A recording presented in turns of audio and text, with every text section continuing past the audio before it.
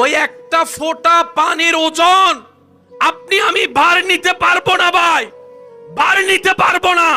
কারণ যে রবের বান্দাকে কাঁদায়, রব প্রত্যেকটা ফোঁটার পানির হিসাব নেয়। ইমাম জয়নুল আবেদিন আপন জায়গা থেকে সর্বোচ্চ মেহমানদারি যখন করা শুরু করলেন, মায়া করা শুরু করলেন, ওর ভিতর একটা তুফান সৃষ্টি হয়ে গেল।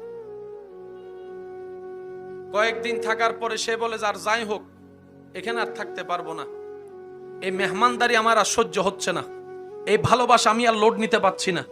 আমি কাকে হত্যা করলাম যার সন্তান এইভাবে মেহমানদারি করছে? আর মনে মনে চিন্তা করছে, যদি উনি আমার আসল পরিচয় জানে তাহলে তো আমাকে শেষ করে ফেলবে। কয়েকদিন থাকার পরে যখন উনি বিদায় নিতে গেলেন, ইমাম হুসাইনের আওলাদের রসুল ইমাম জয়নুল আবেদিন রাদিয়াল্লাহু তাআলা ওনাকে বললেন, ভাই রাস্তায় দূরের পথে যাবেন, পথ খরচের জন্য কিছু হাদিয়া আমার পক্ষ থেকে আপনাকে দিলাম, আমি আমার পক্ষ থেকে আমাকে।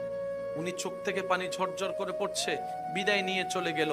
কিছু দূর যাওয়ার পরে আবার আসলেন, আসার পরে দরজা নক করলেন, ইমাম জয়নুল আবেদিন দরজা খুললেন।